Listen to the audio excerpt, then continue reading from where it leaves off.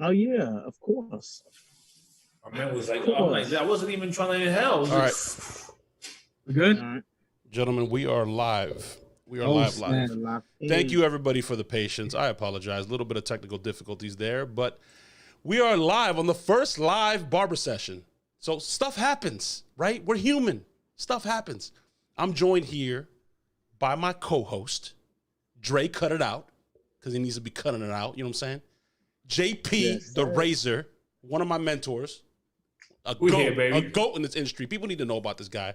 And of course, is it Beam? Is it Get Beam? Is it Poppy Beam? Let's address this right now, bro. What is it? Because I'm confused. All I don't right. know if it's Get Beam, All right. Poppy Beam. I know the story of how it happened. I don't know if you want to tell everybody. Me and Dre know.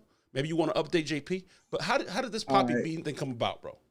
All right. Okay. Cool. So, like, long story short, with Get Beam and the Poppy Beam, I could have just had it as Beam, the four-letter word Beam. I would take that, but it's like a company out there. The name is Beam. I can't have it. I can't have it. But I didn't like the Get because I don't like when people like people will walk up to me and be like, "What's up, Get Beam?" Like, just call me Beam. Like everybody else that I know, call me Beam. Everybody at 245 call me Beam. Anybody else that I meet at shows, but a lot of other people do the Get part. I don't care about the Get underscore part.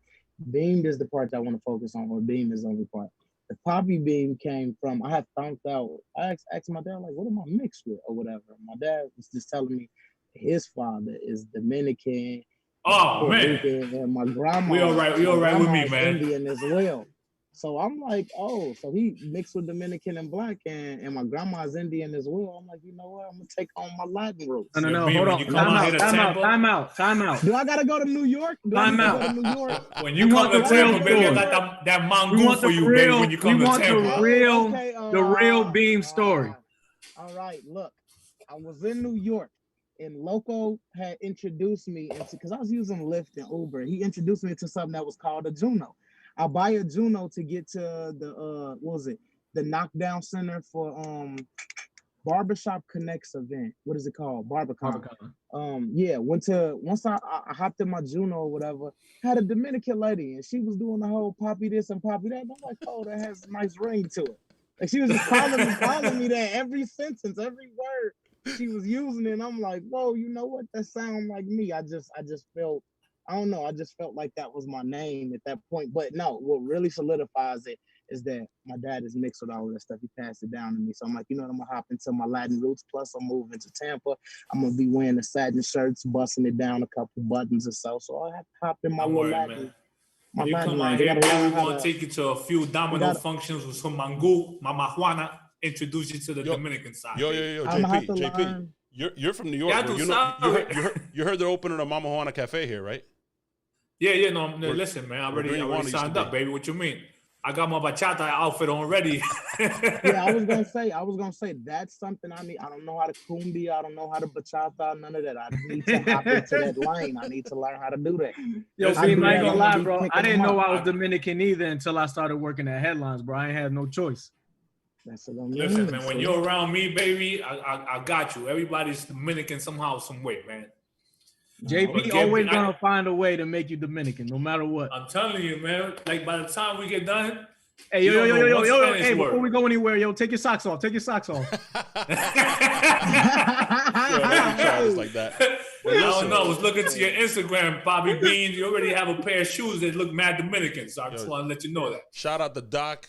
Doc in the chat is tuning in from friggin' Pontiac, Michigan. Doc, if you want to call in, anybody out there, by the way, if you guys want to call in, ask any of these bright, very experienced gentlemen on this podcast, and I'm not talking about myself, I'm talking about my co-host. A question, dial 312-626-6799, and when you're prompted, just put in 4545004545, and we can answer your question live here on the show. Beam, me and Jay were talking the other day, bro. We were talking the other day, and I want to paint a picture for you here, bro, because this is kind of wild to me. Okay. There's going to be an entire generation of barbers, bro, that don't know what the struggle is of dealing with cords. Is that not crazy to you, bro? Like, there's a whole generation of barbers that aren't going to know what it's like to be tripping over cords, have the rat's nest where you got all kinds of crap just plugged in at your station, just no cords. I want to hear your thoughts on this. What's your thought on that? What does the cord mean to you, man? Well, to me, I'm not going to lie to you. The cord only means one thing to me, and the only reason I say the cord means one thing to me is because there's only one corded clipper or trimmer that I actually have. Two of them.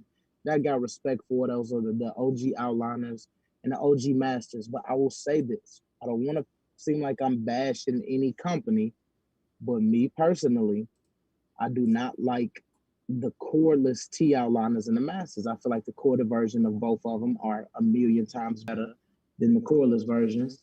But all of the generations that's coming up that don't understand and know what it's like to use a cord, they're super, how will we say this? They're taken care of, they're spoiled, yeah, they're privileged.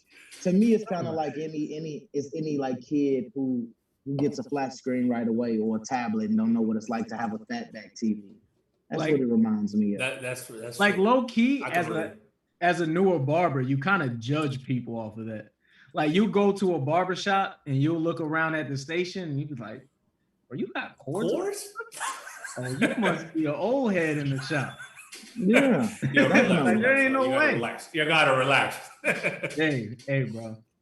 But not to go too far into it, bro. I agree with you, bro. When you have a staple clipper like the ones you mentioned, it's gotta be, you gotta come out and punch somebody in the mouth when them clippers come out. And I just feel like the clippers made too much money. It made too much money for them to be this behind in terms of the cordless world. That's very true. I think myself, I began with masters. I think that was the most powerful clipper. You can literally cut through anything. So I was looking for the transitional part when they came with the wireless. I was like kind of like torn. I'm like, should I go and get it? And like you said, when you turn it on, you know you got a masters in your hand. I think it's got a little weight to it, and that crunch when you cut into the hair. And I was like, I'm gonna have to stick with my old ones. But like you said, you got to keep at least one master just part of your arsenal, just because they're so great when it comes to afros and things of that nature. Mm-hmm. Beam.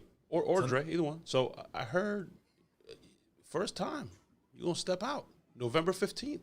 Let's talk about that, man. What city y'all going to, man? You and Sean, bro. What's good?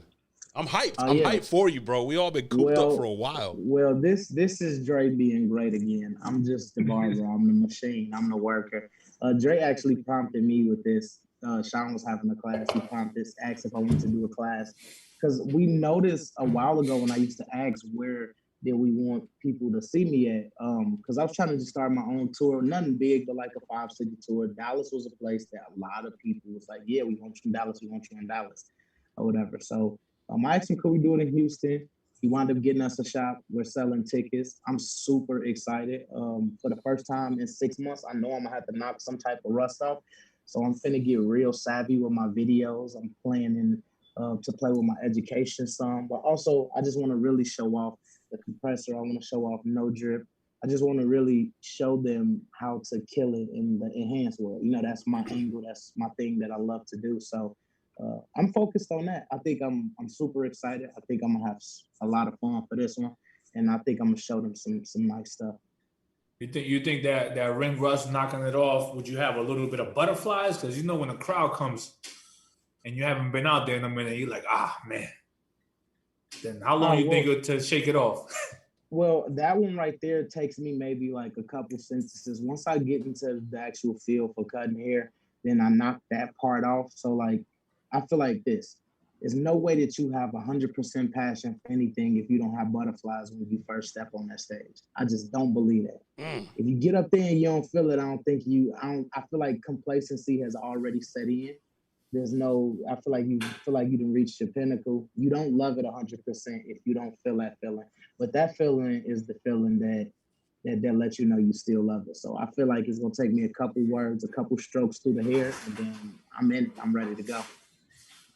I'm gonna share a story, man, with you guys since we're speaking about the very first time. I know what he's gonna share, bro. I remember the very first time, man, we go to the Orlando premiere, man. Hold up. Let me provide a little context. Go ahead. Dre. Listen, JP's that guy in the shop, Beam. When you get to know JP a little bit, JP's that guy. You know when you're like, and you hire a barber and you're like, yo, if you survive JP, you got it, bro. You're in the shop. You're good. Yeah. You're good. He's that guy. You got to pass the test. You got to pass the eyeball test. Bro, literally, hold on, not to cut you off, but literally, when you're a new barber, like I used to, because me and Yo Fonz, we went to school together. And I used to say, bro, I heard about JP, bro. I don't know how I'm gonna do, bro. We gotta go. Hey, if we gotta go outside, we gotta go outside. Little did I know he a boxing trainer. But but that's what kind of mental the guy like JP has. He have you messed up before you even walk in there. Wow. I give him the stare down, just make sure tell your story now. Tell your story now, sir. All right, so basically I'm always the mentor. I'm putting people to the test. And the 245 gel just came out. So, first time in premiere. And then everybody's cutting hair, and now it's my turn, right?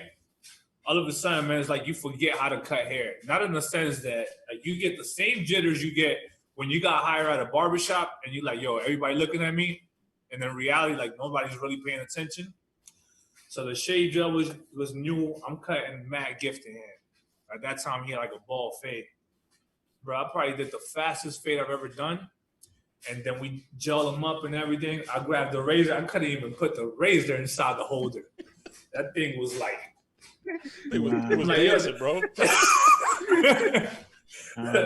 Yeah, they hit him with you good? I was like, yeah, I'm good. I'm good. But long story short, man, I can actually attest to that. Sometimes you can be in the game for like 20 years or whatever, 15, 10, 5, and you feel like you accomplished everything until they put a crowd on you and then all our eyes is on you. And then therefore the butterflies come back and you be having Tourette's in the shakes. It's a different story, bro. It's a different story. Bro, I got a question for you, Bean. To stay on the topic of spectators and almost to go to the lengths of naysayers, you have mastered a lane in this industry that actually gets a lot of heat. It is probably, in my experience, it is probably the most disrespected lane in the barber industry. So how do you feel about those people who have, I guess you could say, so much to say about the enhancements and using the colors and the no drip and the Kiss Express and the biggin? What's your take on that? I know for me, I know it's not a thing that everybody really care about or everybody is going to respect. But I think with that, I got a special story just in terms of my dad was the first person who hated anything with color. This is when I was using the Clubsman wax, the little tube that come like green, red, or whatever. And it's like the little Monopoly guy on there. And you can kind of rub it on the beard and stuff. I was seeing that.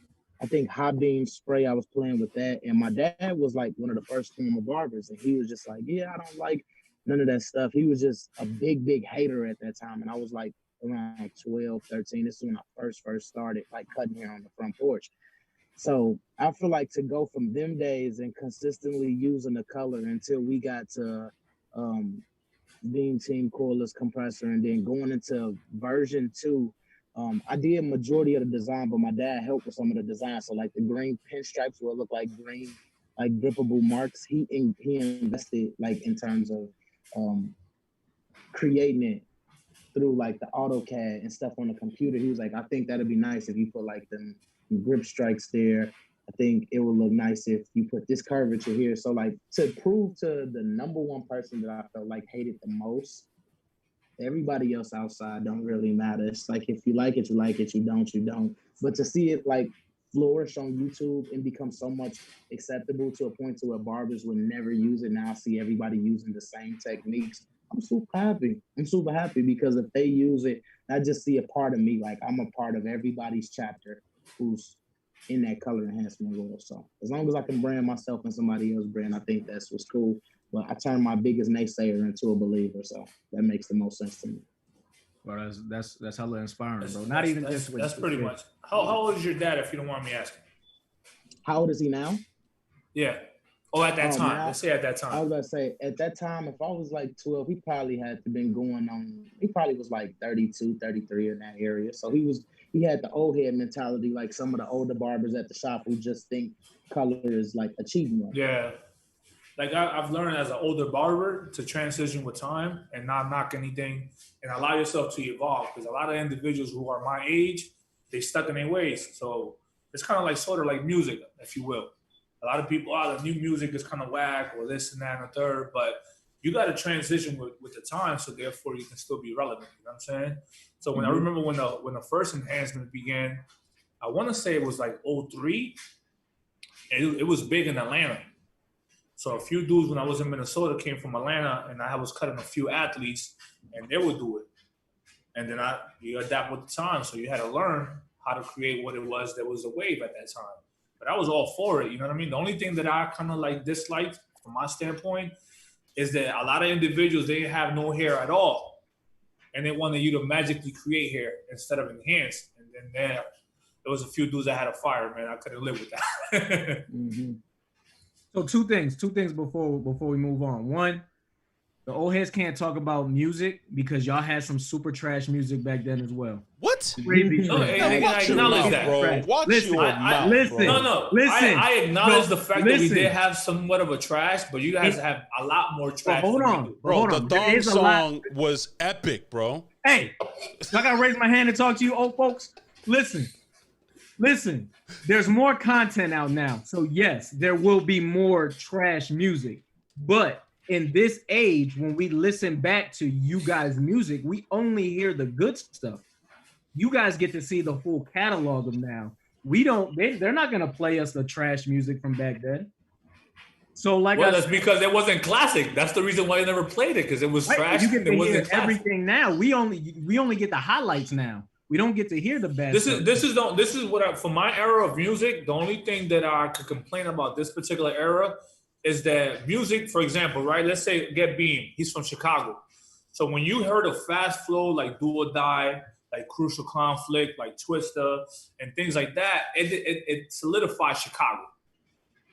So music was very regional. When you heard somebody from the Midwest, it solidified the Midwest. When you heard Bone Thugs and Harmony, my only beef is a lot of people have the same cadences. So a lot of the stuff is pretty much, it all sounds the same, whether it's from New York or many other places. You know what I mean? But other than that, music is music. I love music right now. Yo, I don't know if Dre has another question or not, but I also wanted to say congratulations to you, Beam, bro. 300,000, bro? 300,000? 300K? 300K. I think How did you feel about that, man? I feel, 300K came so quick I didn't even think about it. See, the thing was, I looked, October 30th, 2019 was my marker that I hit 200,000. So I hit 300K on the night of Halloween, the 31st. So it took me 300, like one less day than a year to do a whole nother 100K. I think it happened real fast. I think I got to start incorporating more. I feel like 100K show you can do YouTube. 200K is just like, okay, you did what you did for 100K. But 300K, like just to be that close to 500,000 is just more like this thing is a career now. Like you got to tap into creators realm. You have to offer more than what you're doing. I got to show personality. I got to show what's going on in my shop, how I conduct myself as a businessman. I got to show what I do at shows, classes, things of that nature. Because that's one thing that I picked up on Bossio. Watching his channel at first, I'm thinking like, man, a lot of tutorials, then they go into classes. I'm like, how did he get classes? And boom, it was that. Like the first class or the first couple classes he was doing, he was recording them, showing people in the world that he can do classes. So it's not about how good my tutorials and things of that was. It's the fact that I do so much and don't broadcast it, and everything is considered content. Like we'll be able to watch this 20, 30 years down the line and remember what we did at the expos, or remember what type of crazy stuff we did in the hotels and things. Like remember the rooftop in New York, Perez? That was wild.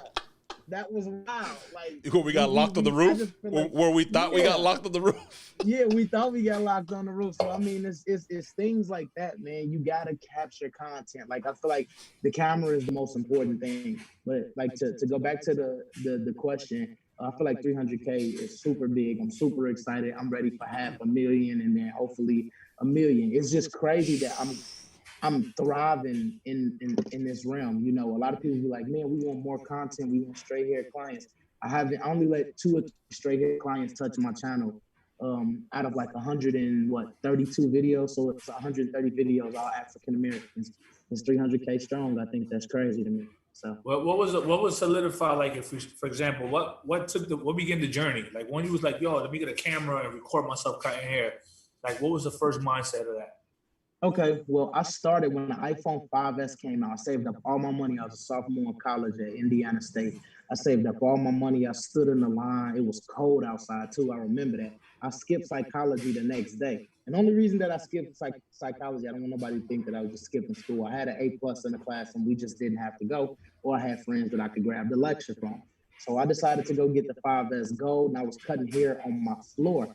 My room or my dorm was on the corner. As soon as you got off the elevator, you could see where my room was at. So I would cut in the open lobby area on our floor. One of my friends, I was like, let me see this camera that they talking about. You can record with 60 frames per second. Like, I didn't know anything about it. I just clicked the highest resolution setting and I had him record it. We threw it on YouTube. Like, I just chopped it up with some crazy music or whatever from iMovie. I threw it on YouTube. And literally, I woke up the next day with like 500 views. I never promoted it, but I'm like, how did I get 500 views?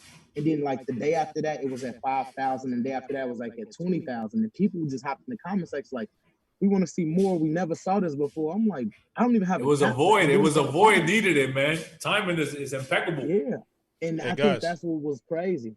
That was the biggest thing. We got our first caller. You guys want to take our first caller? Yeah, let's take the first caller. Let's go. Welcome, man. Let's take a caller. Hold on. What city is he from?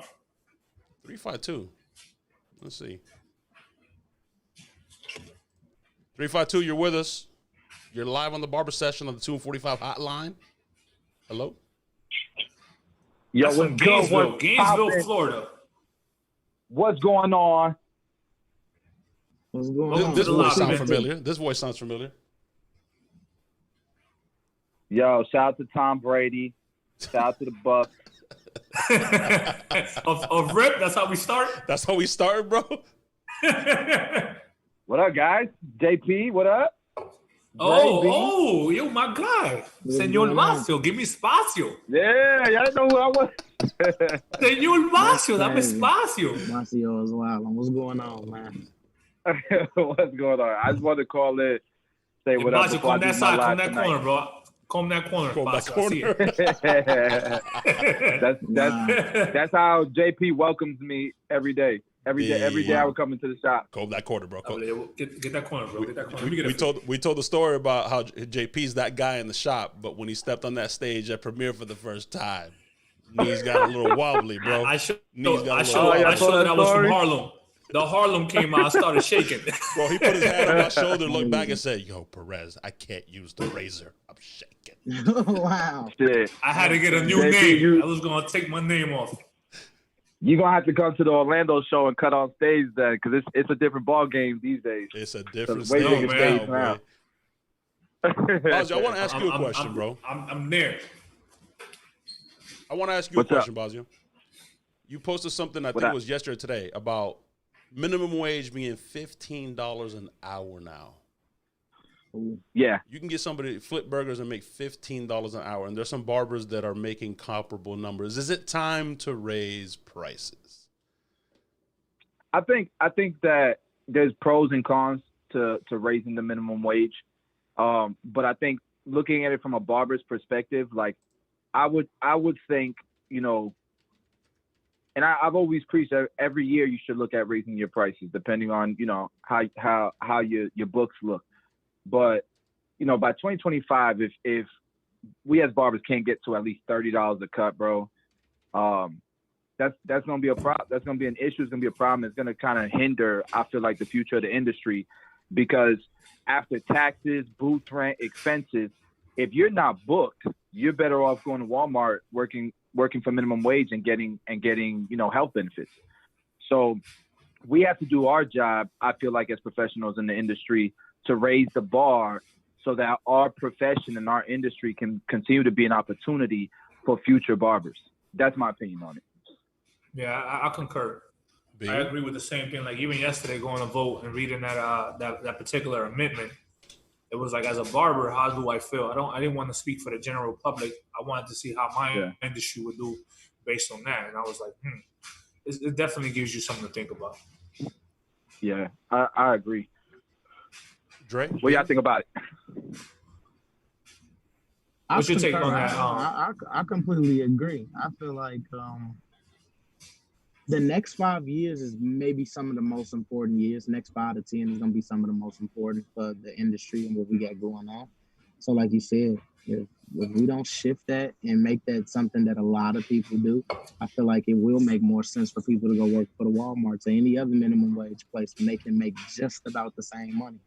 I think that on a kind of positive note, it will weed out the people who aren't serious about this industry. Because a lot of people do it just because it sounds like the right thing to do, my opinion. But for $15 an hour, after you're paying booth rent, after you're getting your supplies, after you're doing your stuff, that's a haircut an hour for some people. You know what I'm saying? For a lot of people who like at the price they charge right now, and especially in these times, a lot of people aren't doing a haircut an hour. So it's going to take. I'll say, to add on to that, Dre, I'll say this though. If you're weeding out people who could potentially come in and become somebody that is a asset to the industry. I mean, there's barbershops now that are struggling finding barbers and finding help in their shops. What's going to happen then? I feel like barbershops are going to be closing down because they can't find the help, you know? So I feel for the business owners as well. Well, it's a bit of a catch-22 either way. That's always the uncomfortable conversation, right, Basio? I mean, and I don't want to. I mean, I know I'm biased and I'm on the other side, but a lot of barbers pound their chest and let's raise prices. I'm gonna raise my prices and what I'm worth and what I'm worth. But everybody forgets about the owners, bro. And the minute the owner says, "Okay, let's raise the shop prices, but we're gonna bump rent a little bit," everybody's up in arms. I don't comprehend that or follow that. You know what I mean? I think a lot of the times that falls on that individual when you look at the perspective of how much money you're making. When you're actually making money, you don't mind sparing it. You don't mind going into the actual business owner and then raising rent because now you're at level. But a lot of the dudes in the same token is like, oh, I'm ready to raise my prices. But then when like you said, when you raise the prices, they look back at their pocket and then be like, this is not adding up. You know what I'm saying? Because they're never taking consideration the potential loss of clients they'll do when they raise the prices. You have to replace some of that. Yeah, you can't raise your prices too soon. You have to do it where you have a decent clientele. Yo, guys, I gotta get off because I gotta get ready for my live stream. But I love you. I appreciate you. I wish I could have been on longer. And we'll thank you for coming in, my bro. Just keep that corner nice and cool, bro. I love you, bro. keep that corner cool, bro. Keep that corner, baby. You know what I'm saying? Let Get Beam hit you up, baby, before the live. All right, Get Beam. Let me ask you this question, right? Because I've been to Chicago. I lived in the Midwest as a Midwestern barber.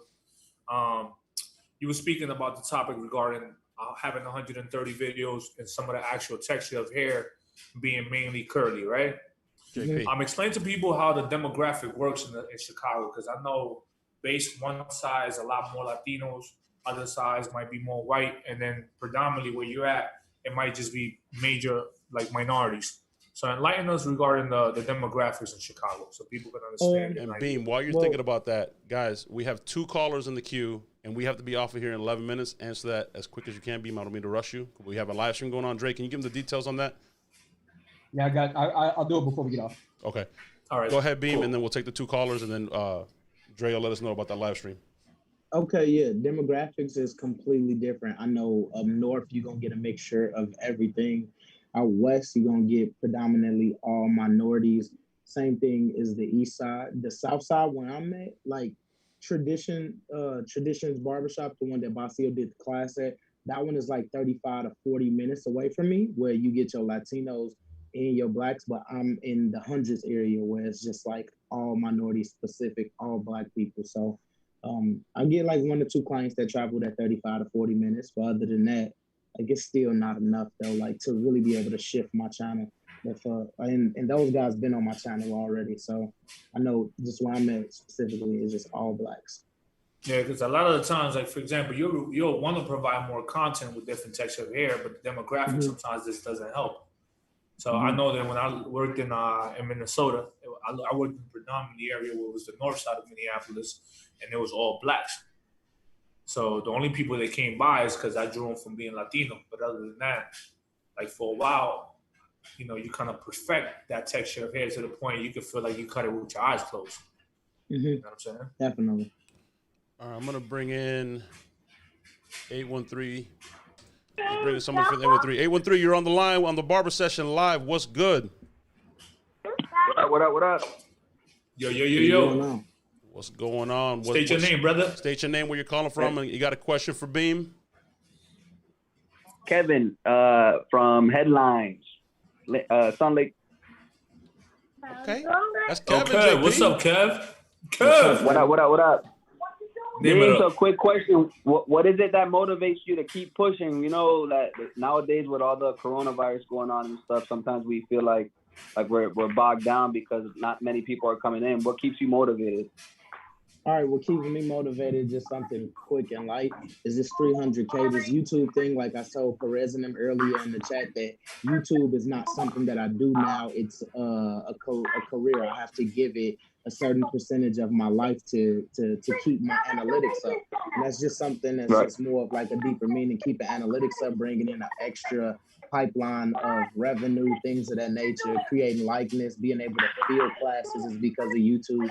So I got a specific crowd that I have to tend to no matter what. And if I don't, then they're going to be on my back in the comment section. Like I got people now, it's been 2 weeks since you dropped the video. Where's our video? Where you Things at, like bro? that. Oh, man. They keep you accountable, that's really bro. What it is. They keep you It's accountable. in the Exactly what it is. Definitely.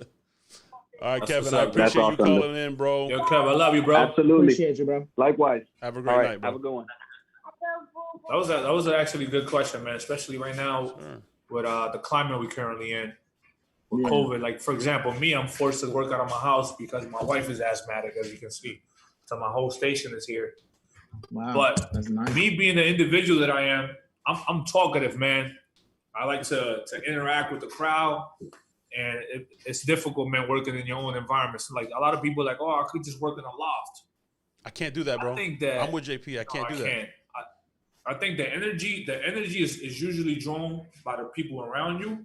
The inspiration at times as well is drawn by the people around you, and the competitive nature from the camaraderie from your person next to you in front, that motivates you to keep pushing and keep putting better work and better work and better work out.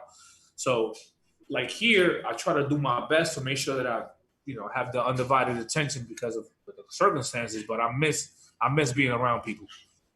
I miss. Yeah. I've said it publicly, right? I like to cut hair. Some people love to cut hair. I like to cut hair a lot. But what I fell in love with was the atmosphere of the shop, right? Like that was my first true experience with the barbershop was honestly with JP, because I grew up single parent home, just my mom. My mom would take me to a chop shop, bro. Fantastic Sands, whatever. So when I got to experience like a barber shop, when I was learning to cut hair and shadowing JP, that's what I fell in love with, man. You can't get away with nothing, bro. It's a locker room. You're not gonna get away with anything. Yeah, it's an amazing feeling. 12 sets of Not only eyeballs that, on man. you, Like bro. for They're gonna let example, you know. when you put up a dope haircut and it's complimented genuinely, that's a good feeling. You know what I'm saying? Yep. Because again, like when you cut hair, sometimes you get into the monotonous of cutting hair, and sometimes you don't even overlook your work. You hopefully it gets complimented because sometimes the same clients. Yep. And they don't get anything new. So it's constant repetition. JP, I don't mean to cut you off. Let's take these two callers real quick. That call is from 414 from Milwaukee, I think. Milwaukee, okay. All right, but I got one See right what before was- him. 407, you're live on the Barber Session with us on the 245 hotline. What is good? What's going on, guys?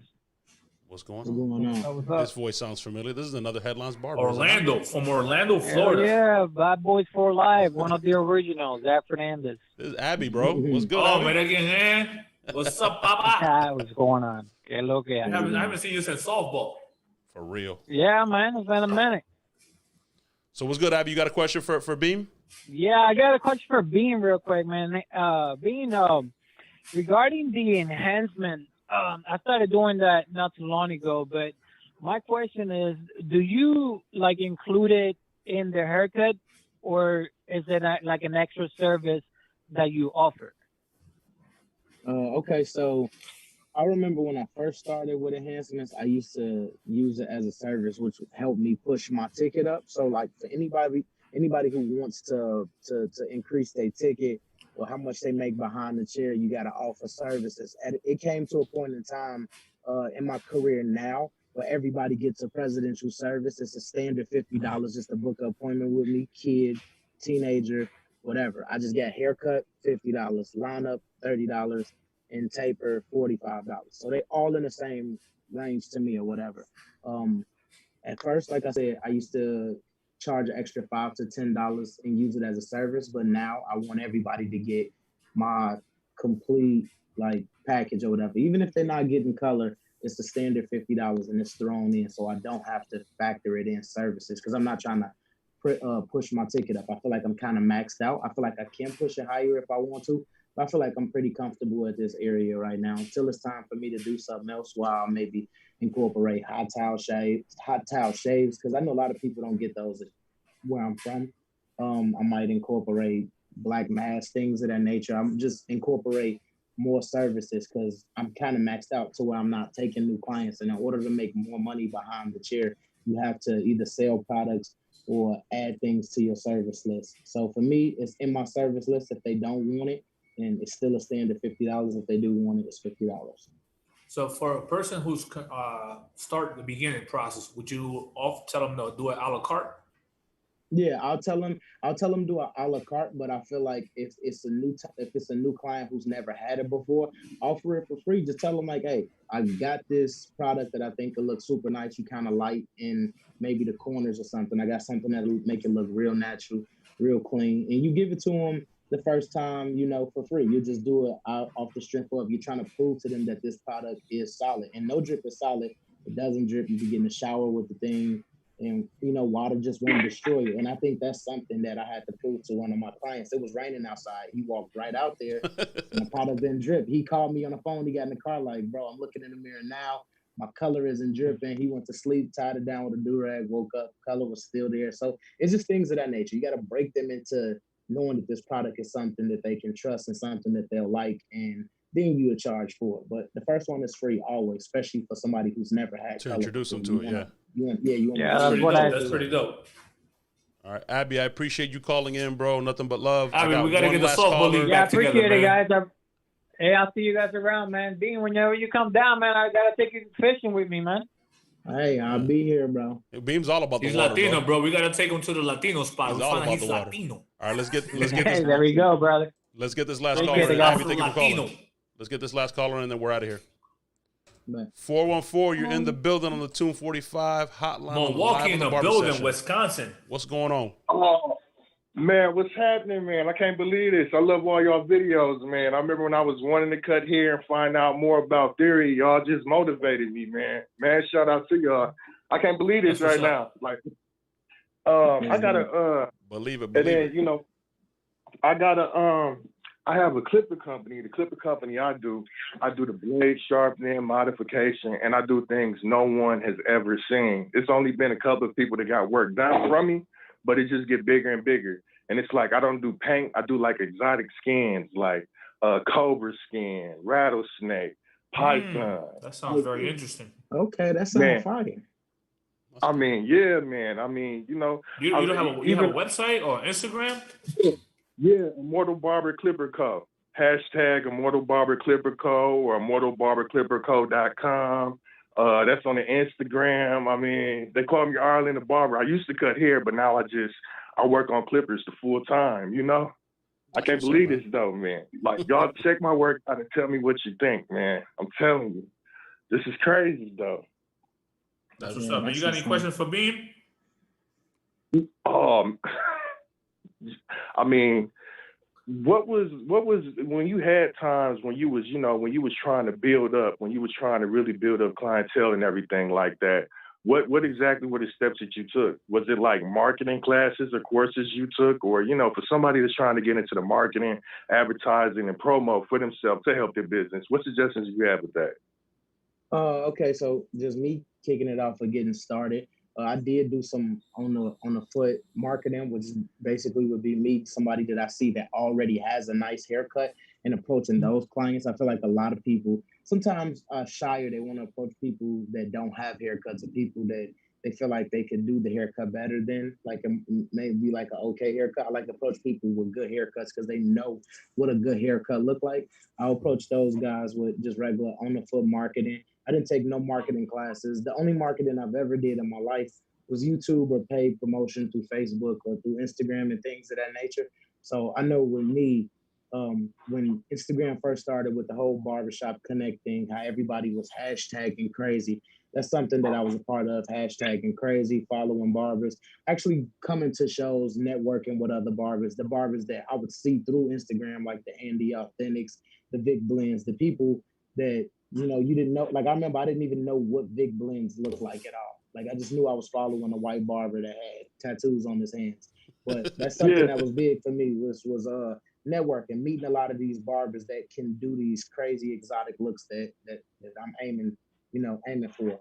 In terms of marketing for me, I just normally just post and I'll ask friends just to share it for me. I didn't really have no crazy marketing strategies. I just kept posting. And the hashtags too much didn't really help like that much either, but I would just post and post and post.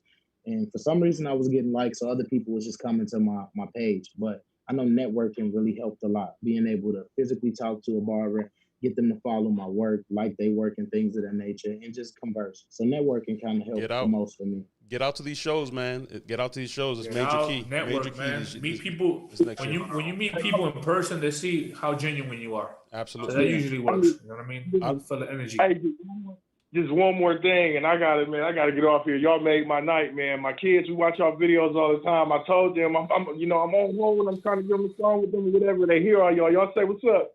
What's going on? What's up? Yo. What's up, man? What up? What part of Milwaukee you from? Yeah, I'm on the north side. I'm out on 62nd, still restrained, That's what's up. Well, listen, I don't mean to cut you off, man. I definitely appreciate the love, but we got to get off of here because we have a live stream going down right now on the Tune 45 Academy.